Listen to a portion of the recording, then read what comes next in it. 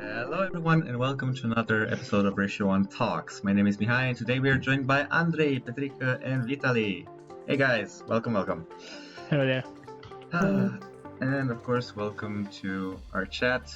Welcome. If you have any questions throughout the episode, make sure to write it. All right, let's jump into. I have an observation. This is kombucha, not beer. Okay. Cool. Never actually had it. Is it good? It's extremely good. If you get used to it, you can't get rid of it. Okay, got it.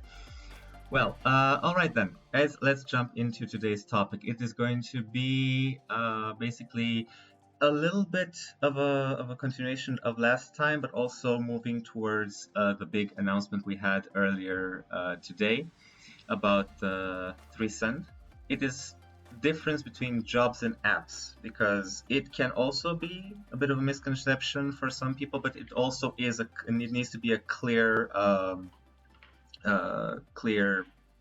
element in the minds of everyone, both community and partners and everyone that is going to interact with the Ratio1 protocol. I'm going to actually start by inviting Vitalii to tell us. This is the first throwing the ball question. What is a job when it comes to what does it mean to submit a job to the Ratio1 network? Yeah, I think it would be. Yeah, thanks for the question. It's a great question, actually. But I think it would be better to start by explaining what an application is, because it's an easier concept. So you have an application is a piece of software you want to run. Okay. It could be some website, some backend. That's the application. And when it comes to a job, it's a more complex thing, because a job would include your application. It would include some resources you run your application, you use with your application. You have some budget for your job. You specify its life cycle, for how long you paid it, where it will be run, and so on. And of course, the fact in blockchain that this job is run by you on those nodes for so long, and they will get paid. Fair. All right. And again, I know it's for us a very common question, but for the listeners, so you need an application to run jobs exclusively? Well, I think yes. You need to be able to run jobs to run an application. Yeah, but Vitalii, can we have the example of what we are using right now? So we are using Video Ninja, right? Yes. Yeah. I think this is a good example. This is an application, right? Yes. So in order to run this application, to use Video Ninja, right, you need access to a server that actually hosts rooms for Video Ninja, right? Yeah. So this is something that can be done on Ratio1. And the question is how. The answer to the question is how can this be done on Ratio1? It's deploying jobs. Deploying a job that basically will run a service particularly configured and tailored specifically for Video Ninja. Does it make sense? Yeah. Indeed. And all jobs are basically, they need those. When you submit a job, you automatically need to also allocate the budget, the R1 tokens to perform. It's USDC. Yes. In terms of the deployment process, we are using USDC to feed the escrow smart contracts just to preserve the value of the job itself, because when you deploy a job, you want to make sure that the node operator receiving the job does not get converted his payment into R1 until actually finishing the job or claiming the rewards themselves, so that when he claims the tokens, he has the exact same value as promised. So he didn't work for I don't know, 2 months, and after 2 months he gets a token that is less or more. It's just getting the fair amount that was established through the contract. Yeah, so basically there is no exposure to market volatility. Yeah. All right, good. Then with that clarified, with the whole differentiation of jobs and nodes, we can already see that there is, of course, widespread. There's a flexibility to creating an application that runs different types of jobs. It can be machine learning job. It can be like to train or to process a certain data set to be processed in certain ways, and all that is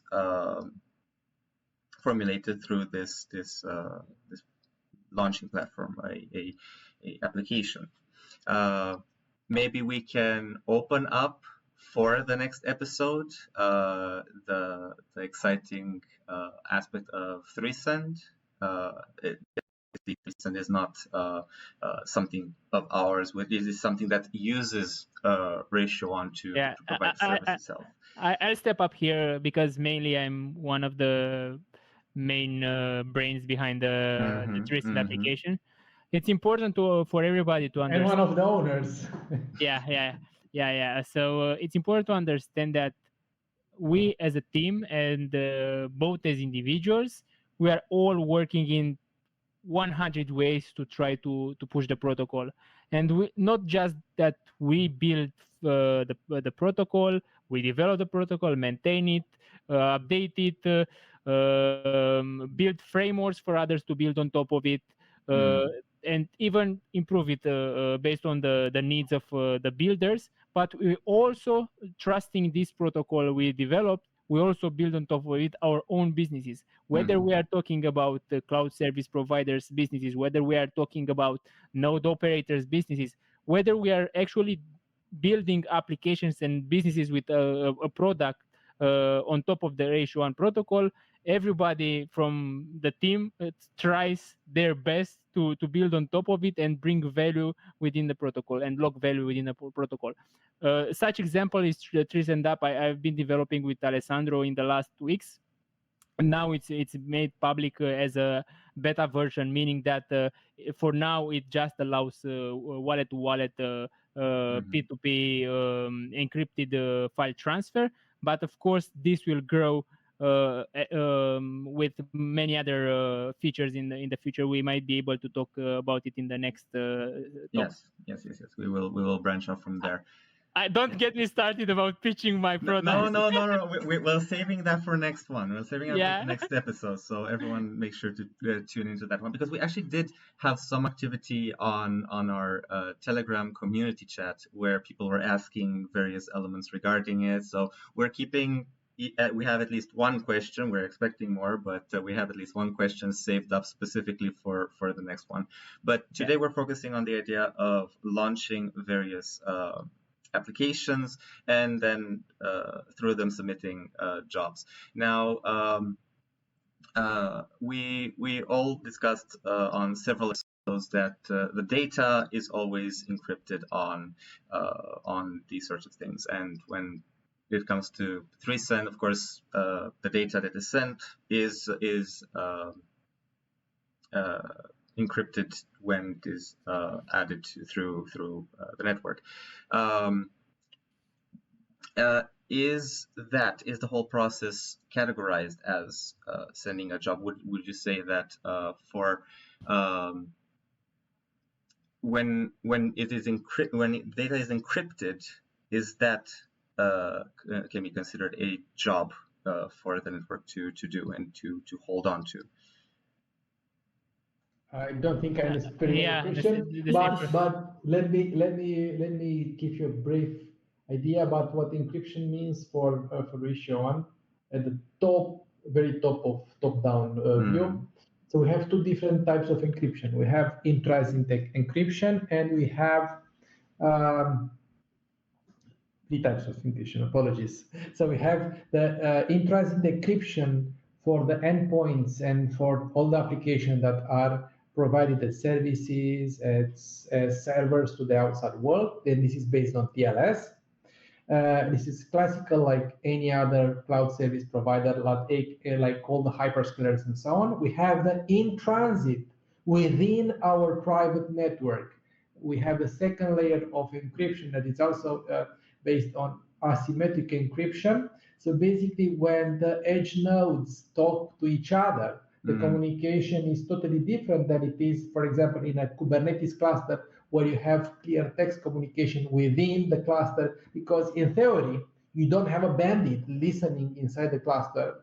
In our case, we can have bandits. So all the communication between all the pods, all the containers, all the modules of an application that is distributed in a decentralized global planetary network, all the communication that normally would be done in plain text is done with asymmetric encryption. And the asymmetric encryption, it's different between any two different entities, like any two different edge nodes that are communicated to each other. And the third type of encryption is encryption at rest. So when you save a file, when that file is saved based on your credentials, on your application, the saving is actually done using your secret keys. So basically, the file itself is saved within the decentralized file system, the R1FS system, fully encrypted with symmetric encryption based on the owner secret keys. So only the owner can decrypt that file. So three different approaches. One is the classic way. Another one is basically something that we added on top of the classic approaches for all the cluster communication and all the classic application communications within clusters, due to the fact that we don't have a real cluster, but we have a totally heterogeneous cluster. The third one is encryption at rest. And yes, encryption itself can be deployed and can be used within our system, our ecosystem as a service itself. If somebody wants to create an application that basically encrypts things, they can do it. Not sure if I answered the question or if this was your intended subject. It was, and I wanted to sort of delve a little bit into the area of encryption. You answered it. You answered the question. Maybe the way I formulated it was a bit from a different angle.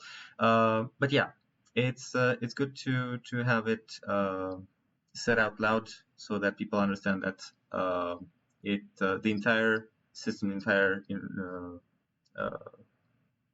entirety of Ratio1 is secure in that front. So everything is basically safeguarding the data and your personal data through these secure keys. And I think another thing to clarify would be the idea that when you're submitting a job, right? You have an application. Let's take 3SEN, for example. You want to send a file or more files or a lot of files to another wallet, and the job itself will require to burn some tokens, of course. Now, is there a sort of or would there ever be a moment in which a job would be too big to be processed, or is there such a thing as having a job too big to be processed by the network? I hope we reach that point, to be honest. I know. I'm just bringing up a little bit of a speculation again, with the whole idea of maybe people creating misconceptions about what it means to actually have a decentralized network with a lot of nodes, a lot of processing power. Is there such thing as having too much stuff to be done, where the process automatically clogs up, or is there a safeguard for such a thing ever happening? Yeah. So this can happen in terms of having I would say a temporary bottleneck until more nodes are being actually added in the protocol. Because once we'll see that even when, I don't know, the protocol capacity reaches 70-80%, there's already a green line for others to even us to buy more nodes and raise more hardware to provide more power, because it already shows that uh, there is enough demand, and the demand is growing. I think just having 60% of the whole network in terms of occupancy, I think that's already a good sign. We are not yet there, and there's plenty of growth in terms of hardware and licenses. But once we'll see over 60%, the 70% occupancy, more and more hardware will be added, or more and more hardware will be actually scaled vertically, because people will see, okay, with one license and a small hardware, I can take, I know, 4 jobs, let's say, based on the 4 CPU machine. That's the bare minimum. Maybe I will just jump to a 24 CPU, more RAMs and more storage machine to take even more jobs with the same license. So anytime this will happen, and I think soon we will come up with an update on the Explorer to somehow show in real time the occupancy of the power of the whole protocol, so that people will be able to see this KPI and act on it. Basically, they will see it's crowded enough. They will lift more nodes. Of course, and the exciting part will be, as you said earlier, when we get to that sort of level of activity, with more people using Ratio1 to create their own apps, and there's a lot of jobs happening. Now, I've touched on this a little bit earlier in our conversation, the idea that you can just submit a job, right, to the network to train a machine learning model, to process data, to maybe transfer it or run a sort of analytical task. Is there such a thing as a ideal an easy to start with sort of job for people to get their toes in the water, let's say, to test it out, to see what it means to submit a job? Something simple that they can do right out the gate.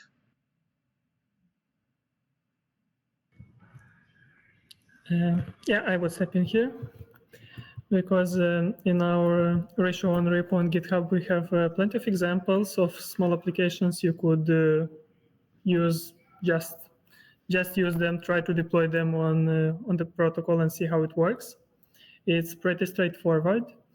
And another option would be you could deploy a service like a PostgreSQL database. You could deploy Video Ninja or NA10 as a lot of other services which are pretty easy to configure. You don't have to configure anything. You just click next, next, next, and deploy. That's it. So you just have to try it out. All right. And when it comes to okay, you created an application, you created something, and you want to submit a job, a task, whatever it is.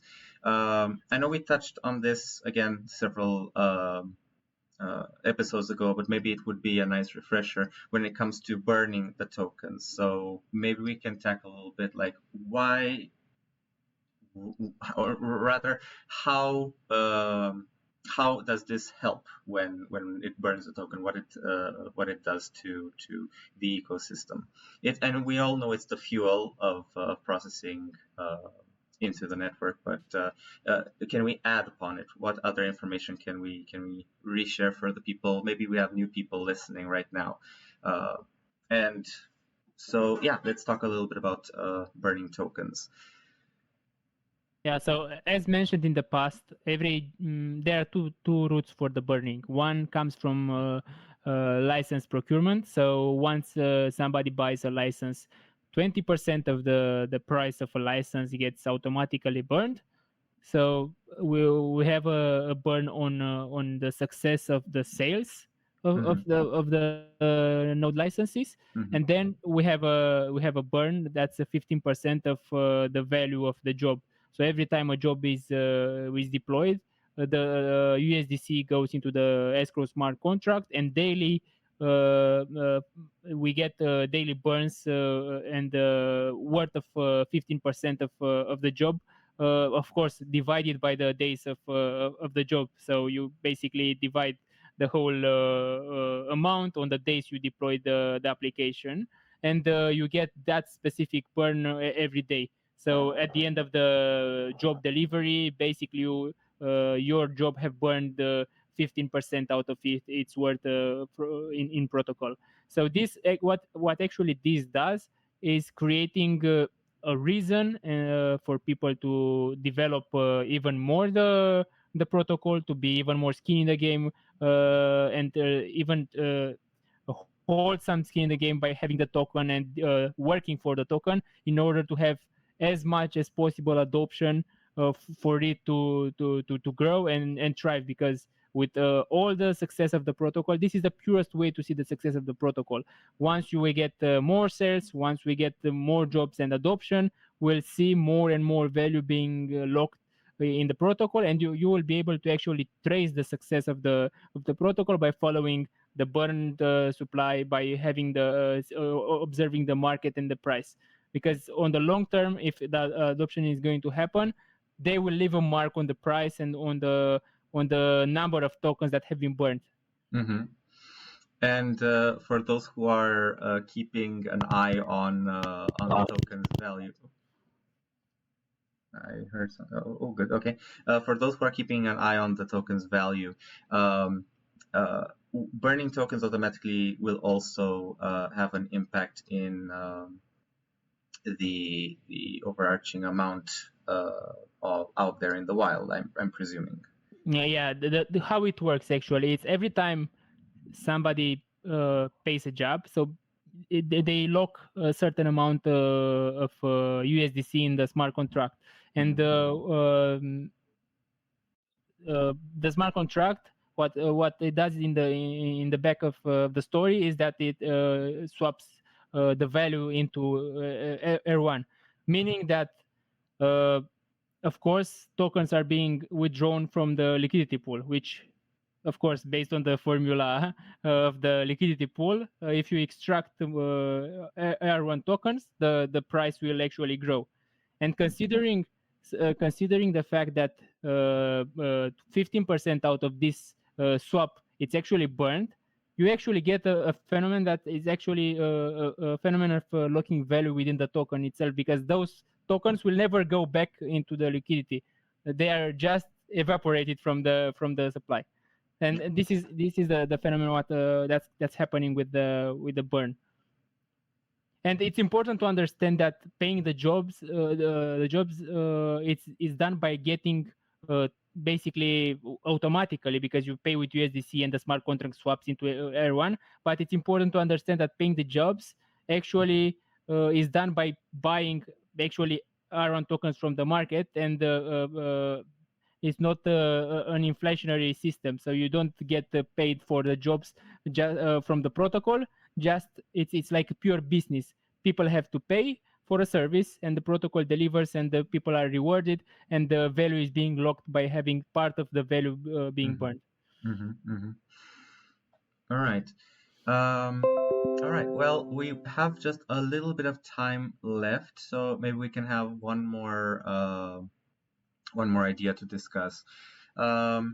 We tackled the clear different element of creating your own application or building off of what we have available for GitHub, and submitting jobs to the network, and the whole idea of burning tokens.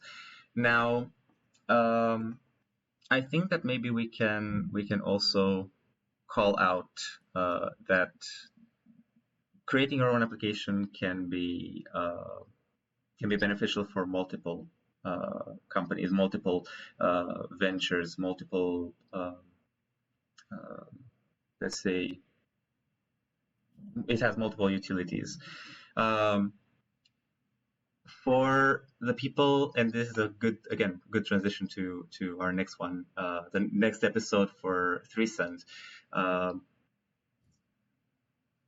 The privacy aspect is important for what type of companies when it comes to creating, like what type of individuals or what type of companies would benefit most from having both the private and privacy of their data transferred between their wallets, and having basically such a powerful tool at their disposal. Who would benefit the most from that? Let me answer with a question. For me, what puzzles me the most is the fact that blockchain technology appeared due to the need for decentralization, for freedom, for being secure, being independent from the big brother, right? Yeah. So one of the key elements of this is being secure, having your data encrypted, owning your data, being sure that nobody reads your stuff. Yeah. So it's very clear that decentralization can be much different in terms of, in terms of privacy and data ownership and censorship from big cloud. However, what puzzles me is the fact that the very users that are keen on using blockchain, they don't seem to care a lot about the true confidentiality of their data.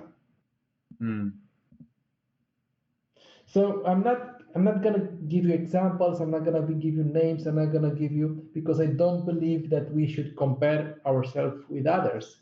But I think this is very important because we are probably the first project that puts focus on the idea of permissioned access, and the idea that you should, as a simple user or as a healthcare company or as a financial institution, have full trust in the system, full trust in who keeps your data, even if they keep a small portion of your data, even if they run just a tiny model for a tiny piece of your business. So I think the answer is everybody. The answer to your question is everybody. My question is, could there be somebody that doesn't really care for cryptography, for owning the data, for preserving the confidentiality of their data? I mean, do we really have people that don't care about this? Do we really have people that say, okay, I'm gonna run a model training on your computer, Mihai, I don't care who you are?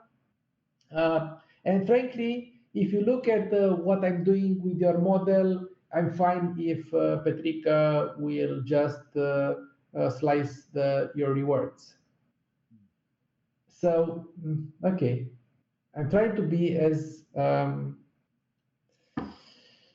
objective as possible. Can I jump in on this one a bit, Andrei? Yes, I just to answer one thing to you regarding the privacy. I think we live in an era when everything, if it's not private, can be used as training source, which is important. Yeah. Because if it's not your AI, it's not your data. If it's not your data, it's somebody's training material. So considering this aspect and the fact that if you don't have a deployment that it's fully private and it's not accessible in terms of the data, then you are definitely somebody else business, and somebody is actually milking your information. That's the worst way to say it, but this is actually happening. There are of course won't call names, but there are of course people that actually state in their contracts they can access your information when you use their own cloud. So it's important if you think about privacy, if it works for you, try to go with an alternative that not only tells you that your deployment and your data is going to stay just under your eyes and no others, but also that can actually prove it to you by being open source and trustless. So for this, Ratio1 was invented. Yeah, exactly, and it's such an important part. Exactly as you said, in a world where people can misuse, leak, or sell data, and your data of various sorts, personal or even like private from various places. Yeah. It's so important to have your data secured, and I think that transitions beautifully to our next episode next week on 3send and how the files that get transferred are completely and completely encrypted and secured between you, the sender, and the recipient you choose to. But that is going to be it for today. We need to wrap up. Thank you so much, everyone, for tuning in and for answering the pressing question about these two subjects, apps and jobs. We will expect more questions next week. We will see each other next time with some more fun discussions. And I can hardly wait for the 3send episode. Yes, same here. Thank you everyone so much for watching, and as always, we'll see you all next time. Take care, everyone. Yeah. Bye, guys.